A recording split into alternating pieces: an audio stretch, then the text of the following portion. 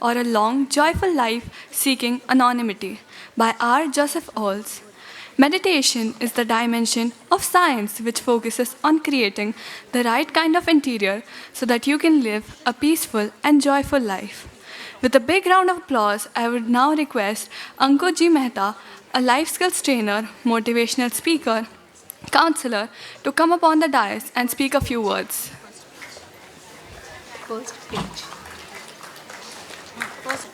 I believe I'm the last one standing in between your lunch and you, so I won't take much time. मैं हिंदी का प्रयोग कर सकता हूँ with all due permission. Mix बात करेंगे Hindi English. For me, on a lighter note, the high moment of the day was calmly being a right-hander. And Sachin was being so aggressive that I have scored a ton. You know, when he was going, he was full of aggression. You hardly see Sachin being aggressive.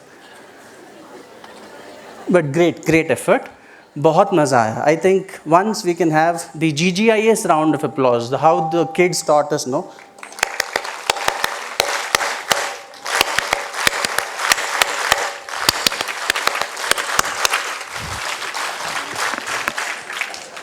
And on a very honest note, the high moment was when Parth climbed those stairs. Right? I mean, I think we all were touched with that moment.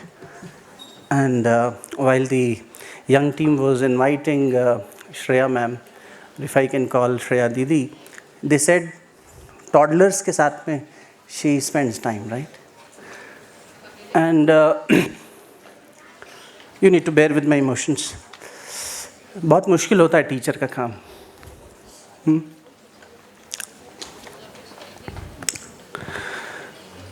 So we could see a lot of hard work, you know, which went into shaping and nurturing our kids. These teachers have been doing. My daughter is just 3.5. पर अगर मैं पुणे में रहा, अभी मैं ऋषिकेश से आया हूँ, तो I think this will be her first home, GGIS, not second.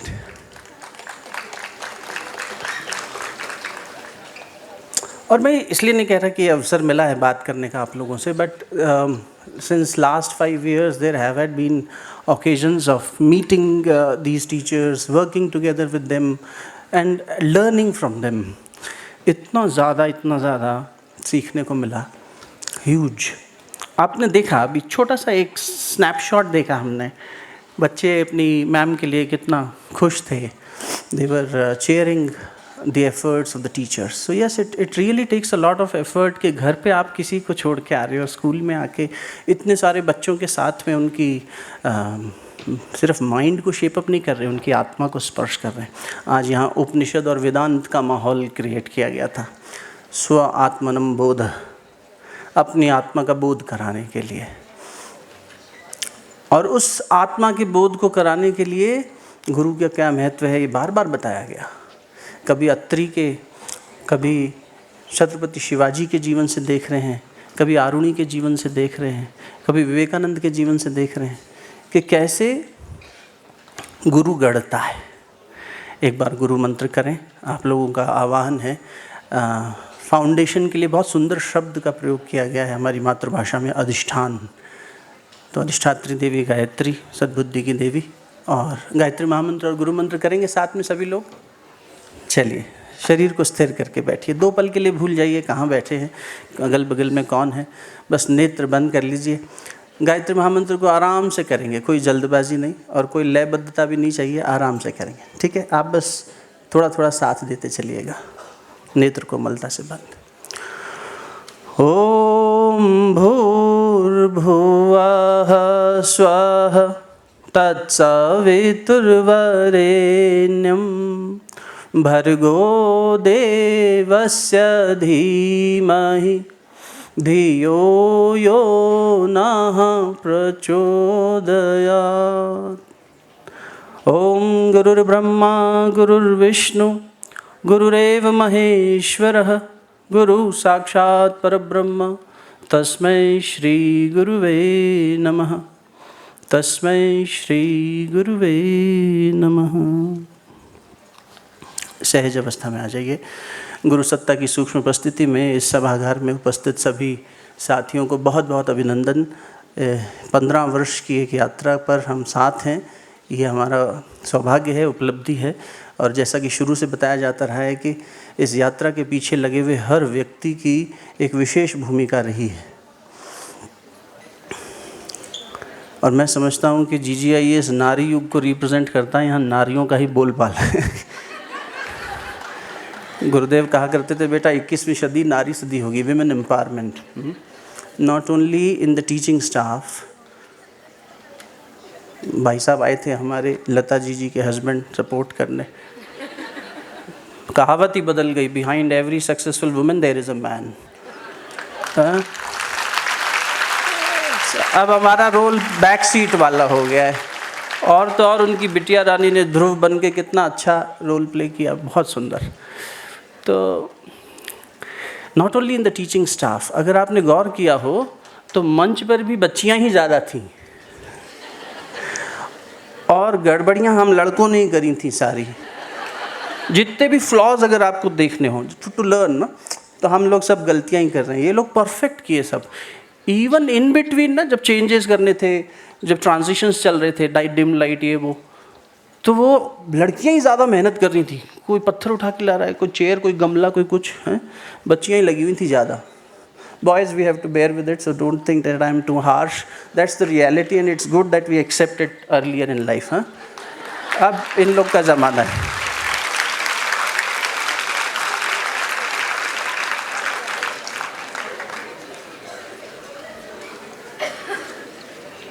जान आ गई लड़कियों में एकदम। We will rock you. नहीं, it's actually true। आप आसपास देखें तो it's wonderful to see how girls are doing now. They are outsmarting boys and it's not about gender biasness. It was required। और बस एक चीज़ का इसमें थोड़ा सा इजाफा कर लें हम, कि women empowerment doesn't only mean women leading the show. It means let the women feelings। नारी की खूबसूरती है उसके अंदर की संवेदना, उसकी शक्ति है उसकी शीलता, उसकी सहनशीलता, उसकी ग्रहणशीलता, उसके देने का भाव। इसलिए हमने धरती को माँ माना, हमने अपने देश को माँ की संज्ञा दी, है ना। भारत माता, धरती माता धारण करती है, पोषण करती है, माँ ने गर्भ में धारण किया था। पुरुषों को भी ये धारणा, ये भावना अपने अंदर और ज़्यादा विकसित करनी है। विमेन एम्पावरमेंट का मुझे लगता है ज़्यादा मीनिंग ये होगा, ऐसा नहीं है कि पुरुष हाथ पे हाथ धर के बैठे रहें, हम लोग भी अपने भीतर की संवेदनाओं को और जगाएं और एक अच्छा माध्यम बने। जितने भी डिसाइपल्स का यहाँ चित्रण हुआ, और ऐसे अनेक डिसाइपल्स एक ही चीज़ सिखाते रहे, वो गुरु का माध्यम बने। शिवाजी राव माध्यम बने तो ठीक है, तुम राजा नहीं हो, राजा हम हैं, लेकिन अब तुम राजा माध्यम बन के राज करो। राजा जनक की भी ऐसी कथा थी, वो भी माध्यम बनते थे, बस डिटैच रहते थे। इसलिए गीता जी में भगवान श्री कृष्ण ने अर्जुन से कहा कि ऋषियों में मैं हूँ जनक, राजाओं में मैं हूँ जनक नहीं कहा, ऋषियों में मैं हूँ जनक। ऋषि कौन? जो तपस्या करता है। जनक कभी अटैच नहीं होते थे अपनी जनकपुरी से।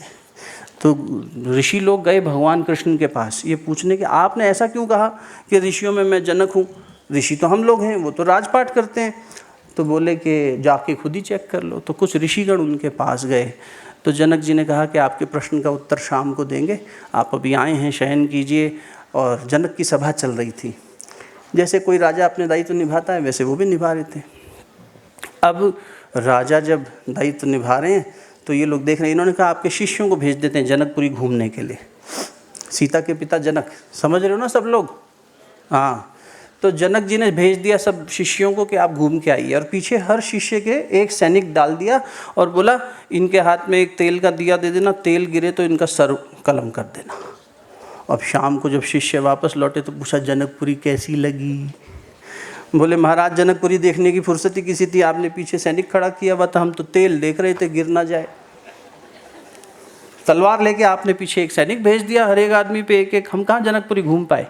तो जनक जी ने ऋषियों की तरफ मुस्कुराते हुए देखा और बोले बस यही राज है, मुझे ये याद रहता है कि किसी ऊपर वाले की तलवार मेरे सर पे हमेशा लटकी हुई है। क्यों साहब?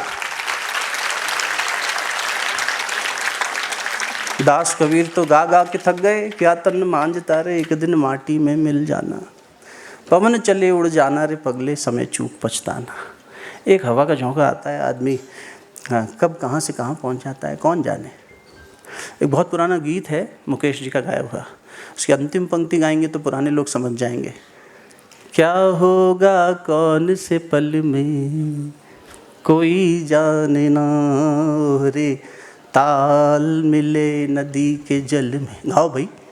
नदी मिले सागर में, सागर मिले कौन से जल में। सोचना चाहिए हमें, ये ऋषि की बुद्धि है, ये वैज्ञानिक की बुद्धि है कि सागर कौन सी जगह जाके मिल रहा है, कोई जाने ना। है बात कि नहीं? तो वो अन्वेषण करता है, वो रिसर्च करता है, वो अनुसंधान करता है और देखता है कि कहाँ से यात्रा शुरू हो रही है। आपने दत्तात्रेय जी का मंचन देखा। अंतिम गुरु कौन थे दत्तात्रेय जी के 24 गुरुओं में से? यहाँ पर शुरू के गुरु बताए गए थे, पंच महाभूत बताए गए, सूर्य चंद्रमा बताए गए। एक आध मंचन हिंदी में भी होना चाहिए था, स्पर्श करती है भाषा भीतर तक। अगली बार करेंगे, ऐसा नहीं, भाषा का अपमान नहीं, इंग्लिश भी इज़ वेरी गुड लैंग्वेज, तो करेंगे उस पर भी, लेकिन हिंदी में, संस्कृत में। संस्कृत तो चली साथ साथ, बहुत गायन हुआ। बताइए दत्तात्रेय जी के अंतिम गुरु कौन थे 24 में से? और उसी से उन्हें ज्ञान हुआ था, इसलिए उन्होंने उसके बाद गुरु ढूंढना बंद कर दिया। 24 पे क्यों रुक गए, और आगे चल देते, लेकिन उससे उन्हें पूर्णता प्राप्त हो गई। मकड़ी, स्पाइडर, उन्होंने एक स्पाइडर को देखा। देखो सीखने के वाले व्यक्ति के लिए, और इसलिए सीख यही है कि बनो ऐसा कि गुरु तुम्हें खोजता हुआ आए। हम बने ऐसा कि गुरु हमें खोजता हुआ आए। आए थे ना गुरु कि मेरा अरुणी कहाँ गया, आया नहीं आज। मेरा उपमन्यु कहाँ गया, देखा मंचन याद है? उपमन्यु कहाँ चला गया, कुएं में, अरे चल बाहर आ, तेरे नेत्र वापस लेके आए। यात्रा गुरु ढूंढता हुआ आया। क्लासरूम जो पढ़ रहे थे उनके पास नहीं गए गुरुजी, जिनको गैया मैया की सेवा के लिए लगा दिया, जिसको जो है खेत की सेवा के लिए लगा दिया, उसके पास गया। भगवान भी हमारे पास कब आएगा? जब हम उस लायक होंगे तब। गुरु तब आएगा। टीचर को भी वो नाम ज़्यादा याद रहते हैं जो ज़्यादा एक्टिव होते हैं, ज़्यादा अच्छे से सीखते हैं, जिनमें जिज्ञासा है। तो हमारे अंदर की जिज्ञासा जाग जाएगी, शिष्यत्व जाग जाएगा, तो गुरु तो तैयार है। तो उनके अंदर का शिष्यत्व जो है वो मकड़ी को देखकर ये सीखा। मकड़ी अपना जाल खुद बनाती है ना, एम आई राइट? और मकड़ी अपना जाल खुद खा भी जाती है, if you do not know that. अंत में जब उसे समेटना होता है तो अपना जाल खुद ही खा जाती है। और वो जाल इतना खूबसूरत होता है कि वो एक पत्ते से लटकती है और फिर उसके बाद वेट करती है हवा सही झोंके में आए। अपने थूक से बनाती है, सलाइवा से, है ना? और उसी सलाइवेशन से वो पूरा जाल इतना शानदार बुनती है कि उसमें बारिश से अपने बच्चों का भी बचाव कर लेती है, उसी में अंडे देती है। शत्रु आ जाए तो उसके मुंह में एक धागा बंधा रहता है, तो उसे पता लग जाता है बाहर कोई हलचल है, या तो शिकार है या शत्रु है। रक्षा भी करती है, भोजन का भी प्रबंध करती है, और अंत समय में खुद ही सब समेट लेती है। अब ये बताइए सोचकर, पीछे से आवाज़ अगर आए तो ज़्यादा अच्छा लगेगा, कि अंतिम गुरु कैसे हो गई मकड़ी? ऐसा क्या ज्ञान मिल गया इस पूरे घटनाक्रम में दत्तात्रेय जी को कि उन्होंने कहा बस अब सृष्टि की पूर्णता समझ में आ गई, जीवन चक्र समझ में आ गया। बताएं? मोक्ष, ठीक है, बहुत सुंदर प्रयास। और ये देख के इस मेटाफर में क्या, हाँ बेटा बोलो, कोई भी बोलिए। बहुत सुंदर। उत्पत्ति, स्थिति, विलय। जय हो आपकी, बहुत अच्छा कहा आपने। नहीं सच में जय हो। इनके अंदर दत्तात्रेय जी का अंश आ गया है, इनका गुरु मिल जाएगा। सही बात है, ये ऑब्जर्वेशन होनी चाहिए। मेडिटेशन कोई बंद कमरे में किए जाने वाला एफर्ट नहीं है, ये तो एक घटना है जो होती है। It's not an effort which you do, I do meditate, no you don't have to, why do you do? You do concentrate. Dharana, meditation will happen as a blossoming of an event, it's a happening. Effort नहीं डालना उसमें। तो वो उस अवस्था में थे तो समझ गए बात, तो हर समय घटित होती है।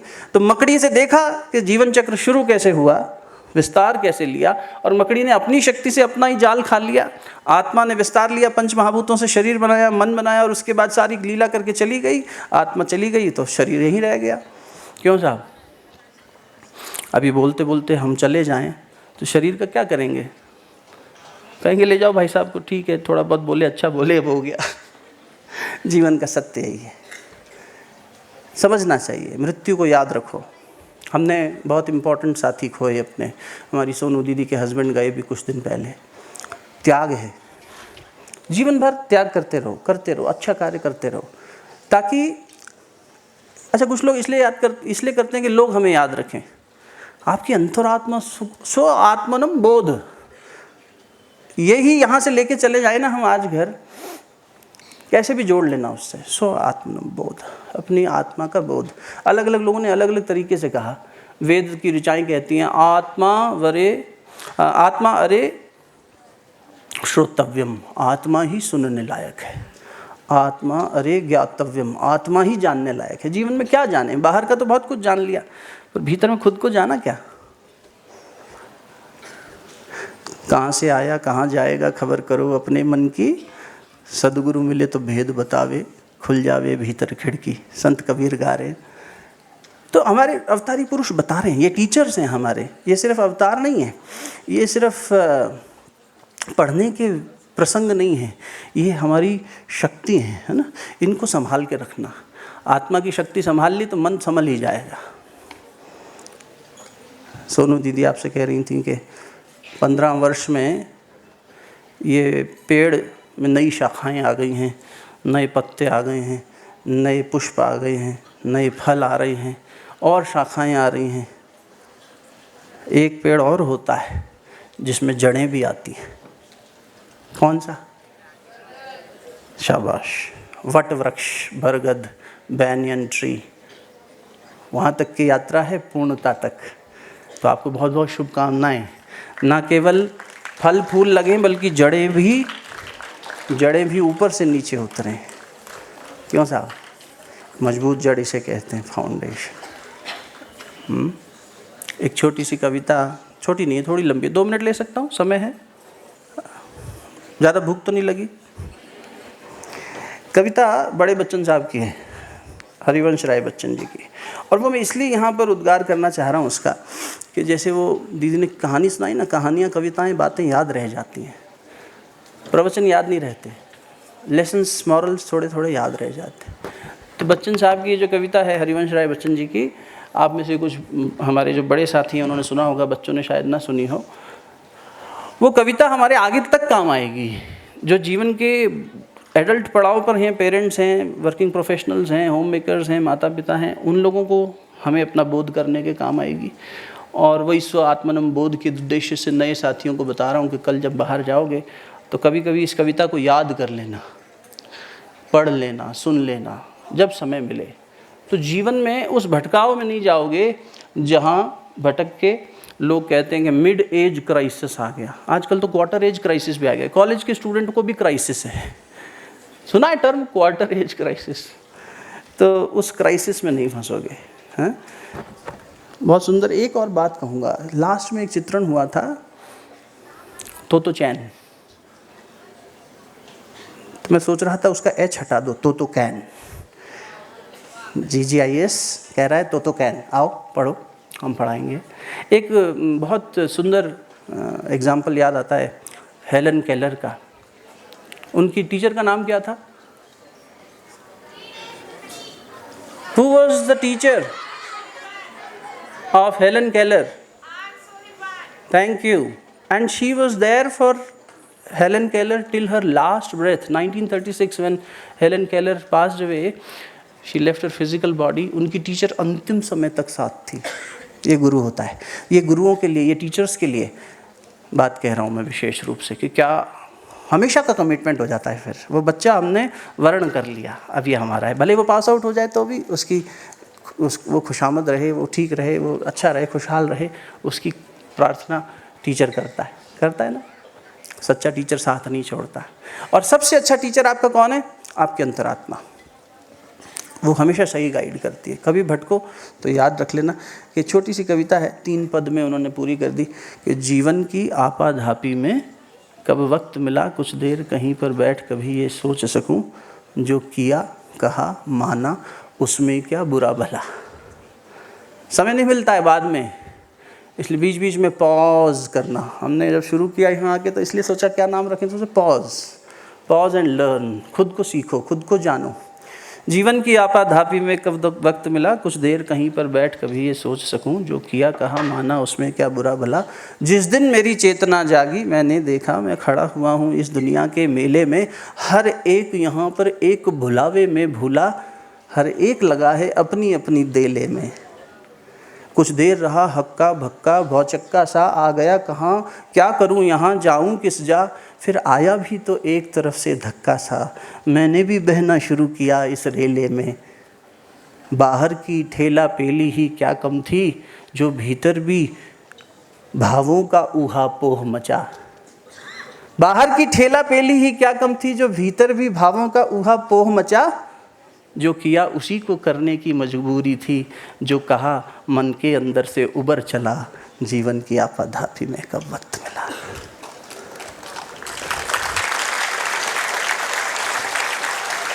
मेला जितना भड़कीला रंग रंगीला था। बाहर का संसार बहुत भड़कीला रंग रंगीला है। पैकेजेस, सक्सेस, पैशन, पैशन की इतनी बात की जाती है। अरे कंपैशन पे काम कर लो यार, पैशन वैसे ही हो जाएगा। क्यों साहब? एक विनोबा का कंपैशन था कि चाइना में कम्युनिज्म की आग लगी, तो विनोबा ने कहा हमारे यहाँ के ज़मींदार गरीब किसानों का जो है सारा हक मार लेंगे। तो एक एक ज़मींदार के पास गए। कौन? संत विनोबा। कौन सा आंदोलन किया था विनोबा भावे ने? भूदान। और जिस समय उन्होंने आंदोलन किया था 22 स्टेट्स और यूनियन टेरिटरीज थी। हर स्टेट की लैंग्वेज बोलना सीखते थे, पढ़ना सीखते थे, लिखना सीखते थे, ज़मींदार से उसी भाषा में बात करते थे। अभी यही बात मराठी में कर रहे हो, कितना अच्छा लगेगा जो मराठी जानता होगा। जिस सभागार में बैठे हैं वो एक साहित्यकार के नाम को समर्पित है, प्रहलाद केशव अत्रे। पढ़ो ऊपर की लाइन क्या लिखी है? श्वास लेखन माझा श्वास आहे। साहित्य की ये सब इन्होंने दुनिया बदली है। इन्होंने अपनी लेखनी से, अपने श्रम से, ये सब सुधारक हैं, सुधारते अपनी कलम से, अपनी वाणी से, इसलिए इनको पढ़ो, जानो। तो बाहर का मेला बहुत रंग रंगीला है। क्या है? मेला जितना भड़कीला रंग रंगीला था, मानस के भीतर उतनी ही कमज़ोरी थी। मन उतना ही कमज़ोर है, उतना ही डगमगा जाता है, जहाँ देखता है वहीं चला जाता है। जितनी थी ज़्यादा संचय करने की ख्वाहिश, उतनी ही छोटी मेरे कर की झोरी थी। कितना संचय कर लेगा इंसान? अभी 4 दिन पहले एक बहुत फेमस स्टॉक आइकन की डेथ हुई। 45,000 करोड़ का साम्राज्य छोड़ गए अपने पीछे। कबीरा सो धन संचिए जो आगे को होए, शीश चढ़ावत गाठरी जात न जेखा कोई। क्या लेके जाओगे? एक दिन का नहीं ले जा सकते। तो ऐसा धन संचय करो जो आगे भी काम आए। इस जीवन में कुछ ऐसा कर ले जाएं जो आगे की यात्रा भी सुखद हो जाए। अगले जन्म में भी अगर कोई नया जन्म होता होगा तो उसमें भी बहुत शानदार करेंगे।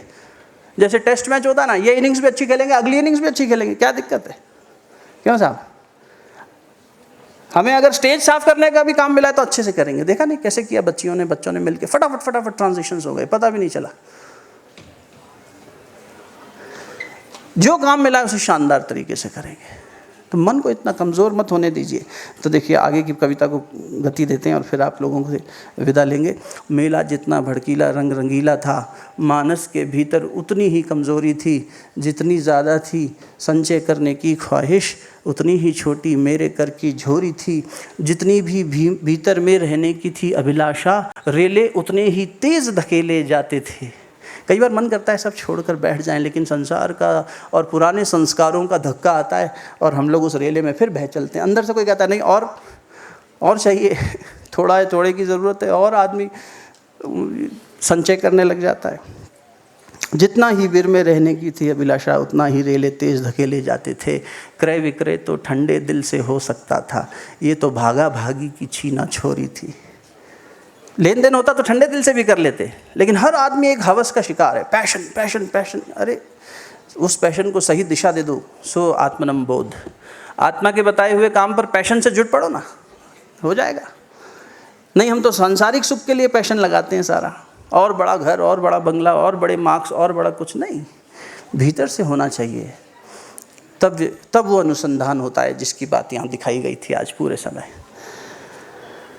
क्रय विक्रय तो ठंडे दिल से हो सकता है, यह तो भागा भागी की छीना छोरी थी। अब मुझसे पूछा जाता है क्या बतलाऊं, अब लोग पूछते हैं मिड एज क्राइसिस। अब मुझसे पूछा जाता है क्या बतलाऊं, क्या मान अकिंचन बिखराता पथ पर आया, वह कौन रतन अनमोल मिला मुझको ऐसा, जिस पर अपना प्राण न्यौछावर मन प्राण न्यौछावर कर आया। हम अपना सारा जीवन लगा देते हैं जिस चीज़ पे बाद में लगता है क्या।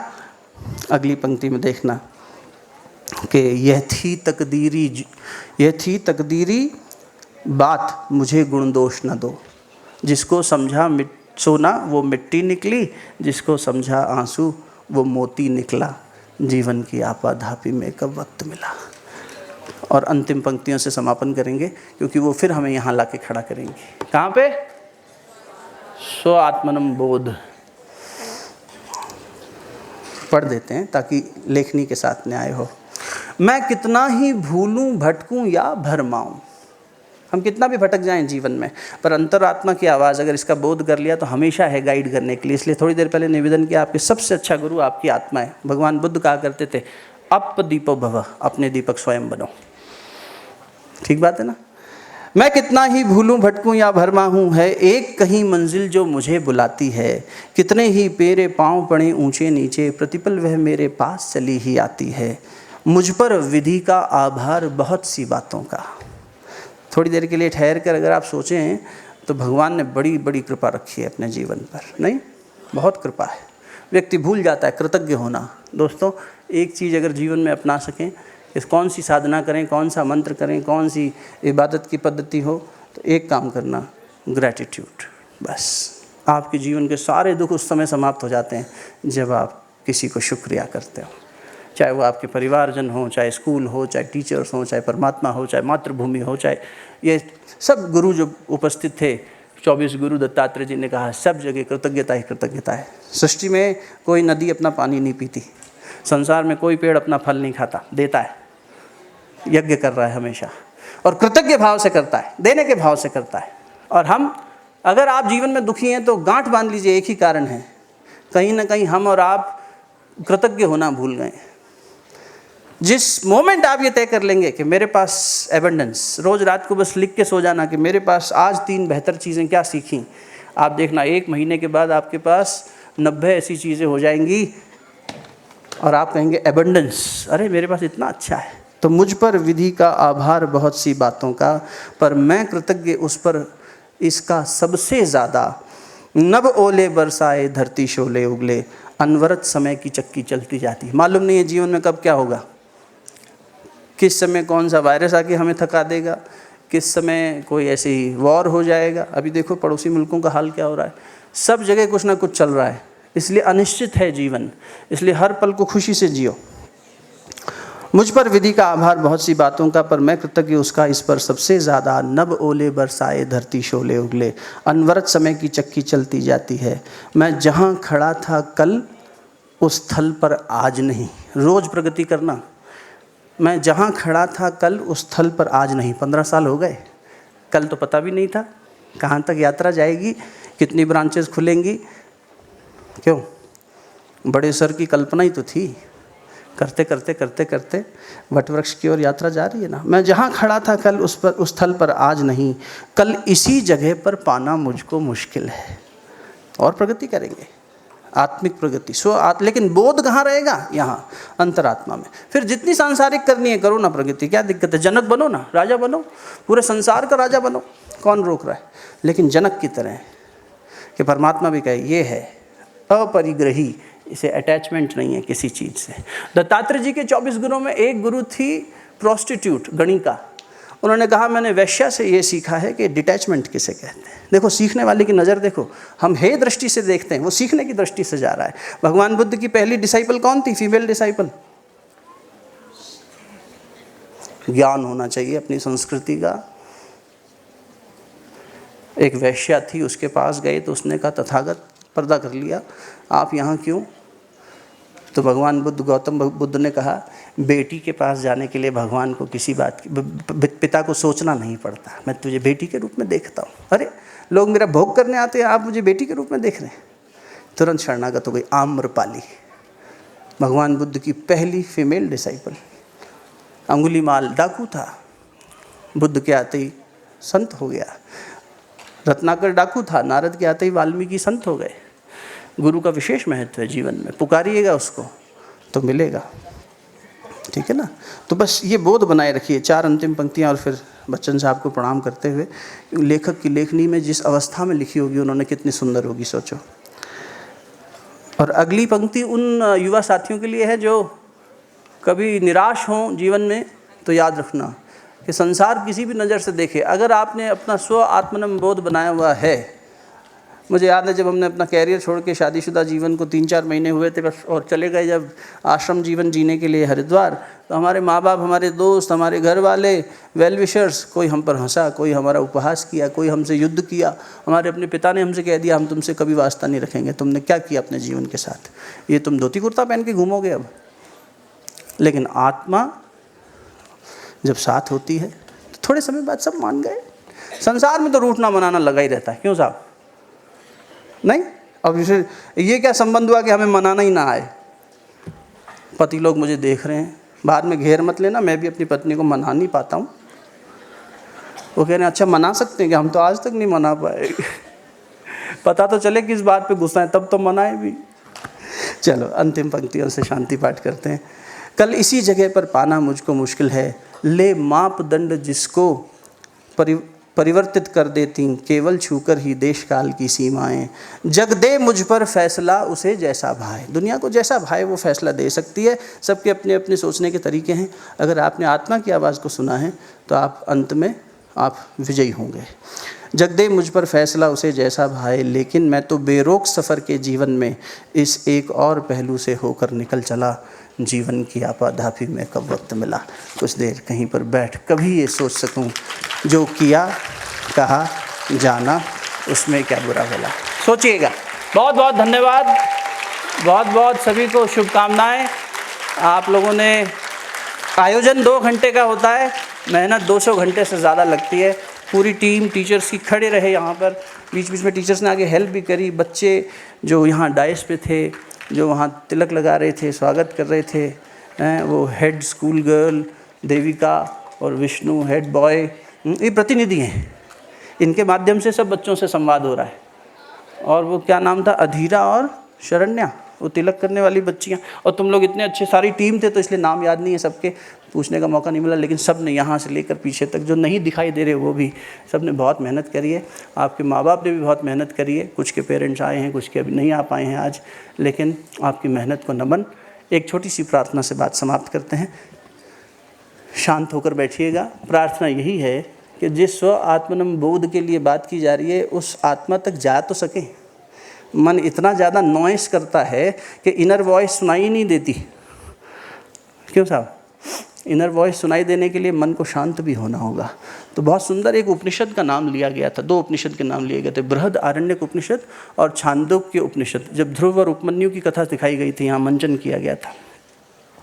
तो बृहद आरण्यक उपनिषद में उपनिषद कहानियों के माध्यम से सीख देता है। जैसे ध्रुव की माता का नाम क्या था? बोले ये तो पता ही नहीं था कि यहाँ क्लासरूम में हम पढ़ के आते। अरे यहाँ बताया था, अवेयरनेस रखो। सुनीति और उसका भाई जो था स्टेप ब्रदर उत्तम, उसकी माता का नाम क्या था? सुरुचि। मन रुचि भी लेगा और नीति क्या है ये भी जानता है। क्यों साहब? सुरुचि ने कहा मेरा बेटा बैठेगा, तू नहीं बैठ सकता, नीचे उतर। सुनीति ने क्या कहा? ठीक कहती है, तब कर। उसके बाद पिता की गोद में लेगी, पात्रता बढ़ा। उसने विरोध नहीं किया अपनी स्टेप सिस्टर का। ये नहीं कहा कि अरे वो गलत कहती है, भड़काया, चल तेरे को बड़ा करती हूँ, अस्त्र शस्त्र सिखाती हूँ, फिर तू वध कर देना उत्तम का, फिर तू राजा बनेगा, ऐसा कुछ नहीं सिखाया। सुनीति। मन को नीति भी पता है और मन को रुचि भी पता है। मन को नीति पर लगाना हो तो आत्मा ही चला सकती है। संसार तो रुचिपूर्ण है, बार बार भागेगा। इसीलिए बृहद आरण्यक उपनिषद में याज्ञवल्क्य ऋषि की कथा है। उनकी पत्नियां थी 2 और एक पत्नी का नाम था मैत्री। तो एक दिन उन्होंने कहा मैं सब छोड़ के जा रहा हूँ, बस बेटा, यस। मैं कई बार मन संचालन कर चुका हूँ और ये काम भी कर चुका हूँ, तो कभी कभी भड़ास निकालने का मौका मिलता है। शांति पाठ कर रहे हैं, बैकग्राउंड पता होना चाहिए कर क्या रहे हैं, नहीं तो पता नहीं चलता है तो बस बोल के बैठ के शांत हो जाते हैं। क्यों कर रहे हैं हमेशा जीवन में तय करना। तो याज्ञवल्क्य की पत्नी ने कहा, सुमित्रा ने, कि आप हम सबको छोड़कर जा रहे हैं, गुरुकुल को, बच्चों को, शिष्यों को, पत्नियों को, तो जिसकी तलाश में जा रहे हैं ज़रूर कोई महत्वपूर्ण चीज़ होगी। तो बोले हाँ, आत्मा की तलाश में जा रहा हूँ। तो बोले फिर हमें भी ले चलो भाई, अगर ये इमैटीरियल है तो जो वास्तविक है उसके लिए हमें भी ले चलो। तो उन्होंने जो प्रार्थना करी थी वो साथ में करते हैं। नेत्र बंद करके बैठिए, 1 मिनट और लेंगे आपका बस। आप सबको ये शांति पाठ पता होगा।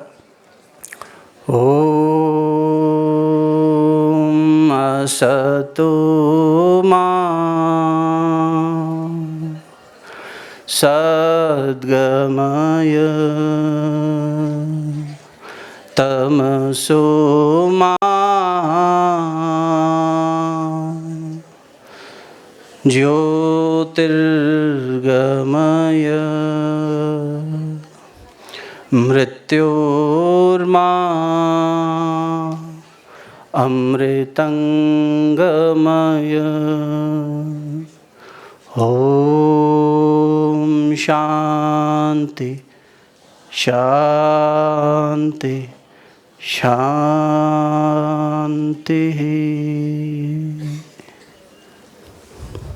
सहज अवस्था में आ जाइए। बहुत बहुत साधुवाद। Over to the team. Thank you.